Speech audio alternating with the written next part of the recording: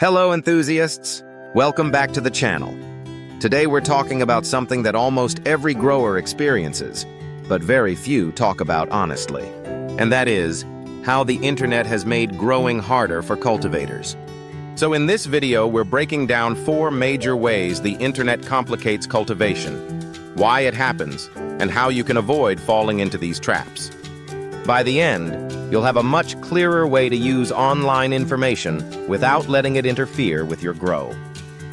Chapter 1. Too much information. Cannabis plants have always required patience, observation, and an understanding of cause and effect.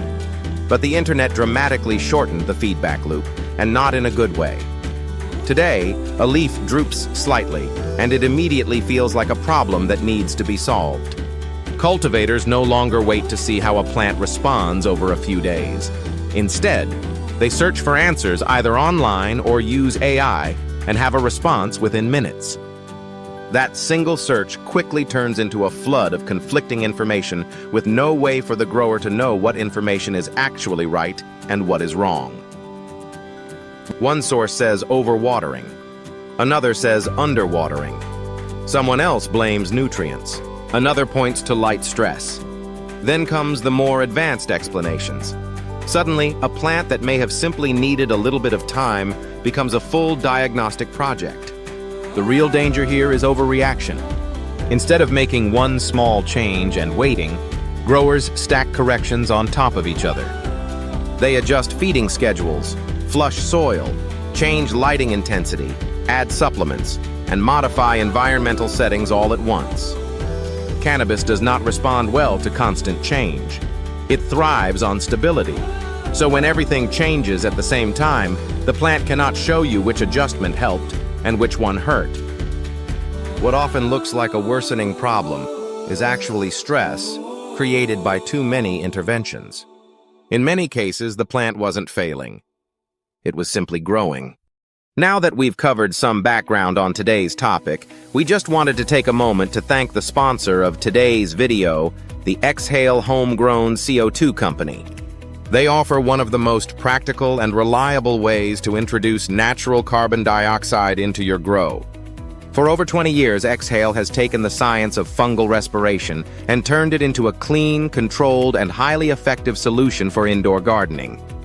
Each bag is thoughtfully designed to meet the needs of real-world growers, from small home tents to fully sealed commercial rooms. It's a true plug-and-play system. Just hang the bag above your canopy and the fungi inside get to work, producing a steady stream of CO2. This is possible because inside each bag is a proprietary substrate that serves as the fungi's food source, along with a patented, non-fruiting mycelium strain developed specifically for steady, reliable respiration. What really sets Exhale apart is that they were the first to bring the CO2 bag concept to market. While plenty of imitators have followed, none match Exhale's consistency or quality. That's why every product carries the original CO2 bag seal. So when you see that label, you know you're getting proven performance. For more information about Exhale and their products, go to the video summary and visit their website at exhaleco2bags.com. While you're there, check out our promo codes from Exhale. It's a great way to save if you're ready to give it a try. Now let's get back to today's topic.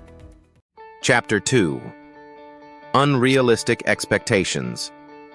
The internet also reshaped what growers think cannabis is supposed to look like. Social media and video platforms are filled with flawless plants.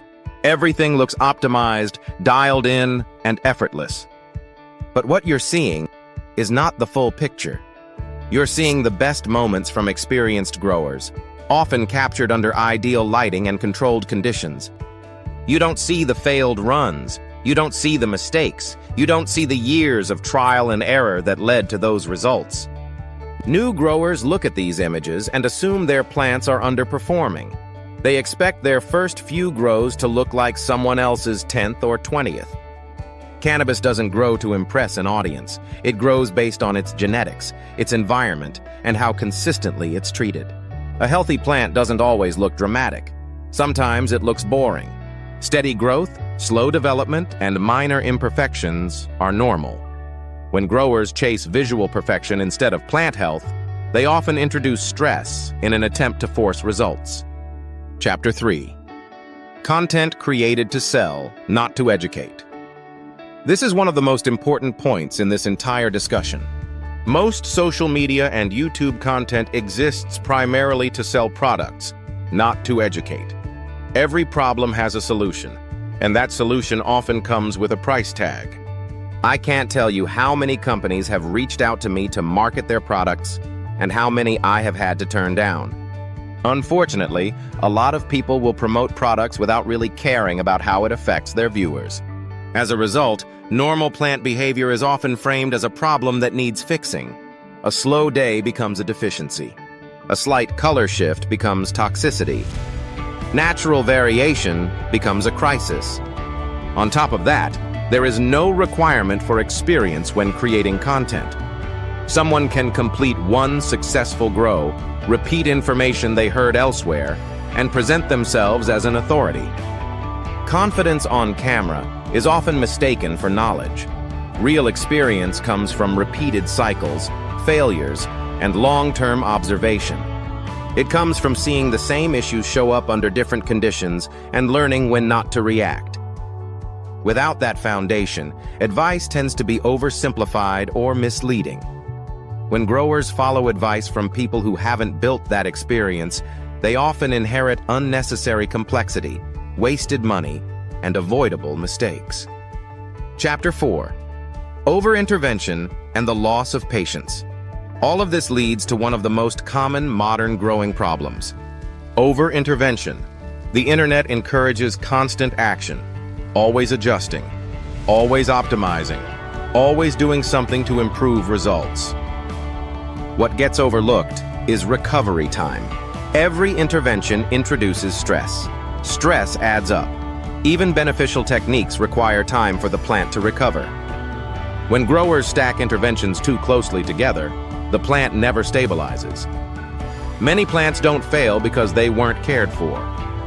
They fail because they were never given the chance to rest. Along with over-intervention comes the loss of patience and intuition.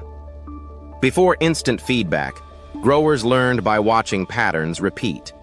They learned how their environment behaved across weeks and months. Today, every minor change feels urgent. But no chart, video, or comment section can replace hands-on observation. No one online can feel your soil, smell your plant, or understand the subtle rhythms of your grow space. Intuition is built through repetition, not reaction. If you found this video helpful, hit the like button, subscribe to the channel, and drop a comment below. I'd love to hear your experience. Has the internet helped your growing journey, or has it made it harder? Thanks for tuning in to this educational video. Keep being awesome, and stay curious, my friends.